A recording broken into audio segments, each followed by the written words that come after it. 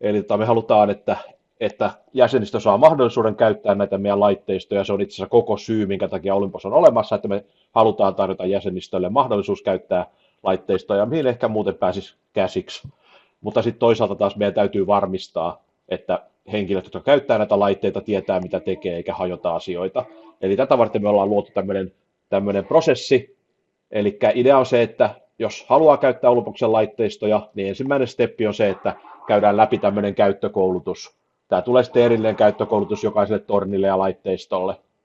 Ja näitä käyttökoulutuksia sitten pidetään Tapio ja minä, ja pyritään pitämään useampi tässä kevään aikana, että ensi kaudelle viimeistään sitten kaikki halukkaat sais pääsyn noille laitteistoille. Eikä mä näe mitään estettä, vaikka nyt tämän koulutuksen jälkeen joku haluaisi kokeilla, että haltsaako tämä ja sovittaisi johonkin sopivaan kohtaan sitten tämmöinen testi, eli tämä kakkoskohta täällä, niin kun käyttökoulutus on käyty läpi ja uskoo, että osaa käyttää näitä laitteita, niin sitten täytyisi demonstroida se käytännössä.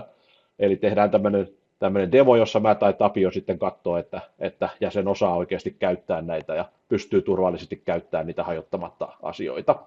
Me pidetään sitten Tapion kanssa kirjaa näistä hyväksytyistä jäsenistä, jotka on sertifioitu käyttämään Olympuksen laitteistoja, jos nyt käytetään hienoja sanoja. Sitten homma etenee sillä tavalla, että jäsen voi tässä vaiheessa sitten asentaa Tailscalein koneelleen. Mä ajattelin, että tämä testi voidaan tehdä sillä esimerkiksi, että mä annan pääsyn mun tähän virtuaalikoneelle ja sitten sieltä voidaan tehdä tämä testi. Tapio, jos valvoo, niin Tapio pääsee myös tähän mun virtuaalikoneelle. Tähän pääsee ihan remote desktopilla kiinni. Ja sitten voidaan sitä kautta tehdä tämä testi. Ja sitten sen jälkeen, kun on sertifioitu jäsen, niin sitten voi asentaa Tailscalein omalle koneelle ja sitten mä lisään sen tuonne Headscaleen.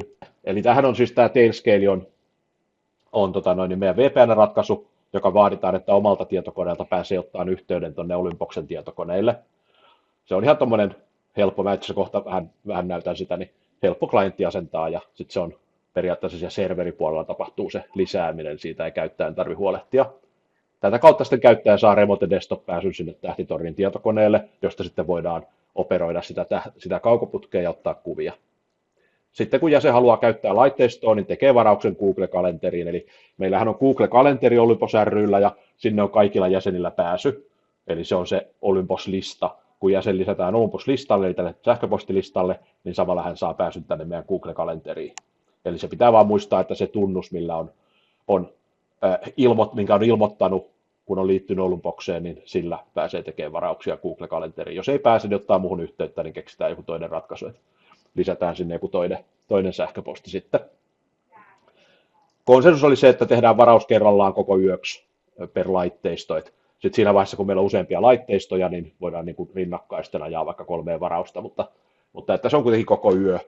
Ne tosiaan on nykyään niin pitkiä noi valotusajat, että tunnissa ei kerkeä mitään ja 2 tunnissa ei oikein kerkeä. Että käytännössähän noi vakavasti otettavat tähtikuvat niin kuvaa ihan koko yö ja useimmiten useamman yön ja yhdistää sitten useamman yön valotukset yhdeksi kuvaksi. Niissä on satoja tuntia valotusta tyypillisesti, jos halutaan semmoista oikein todella hyvän näköistä tulosta. Sitten 5. steppi on se, että jäsen sitten käyttää laitteistoa ottamalla sen remote desktop-yhteyden sinne tietokoneelle ja ottaa haluamansa kuvat ja lataa ne omalle tietokoneelleen käsittelyä varten. Siellä ei oikein, se on aika heikko se nukki, mikä meillä on siellä Tähtitornissa, eli sille ei juuri mitään kuvan käsittelyä pysty tekemään. Eli idea on se, että ladataan ne omalle tietokoneelle ja sitten poistetaan ne sieltä Tähtitornin koneelta, mikä on aika olennainen juttu, koska muuten sinne kertyy niitä raakakuvia ja loppujen lopuksi tila loppuu. Eli täytyy muistaa poistaa ne.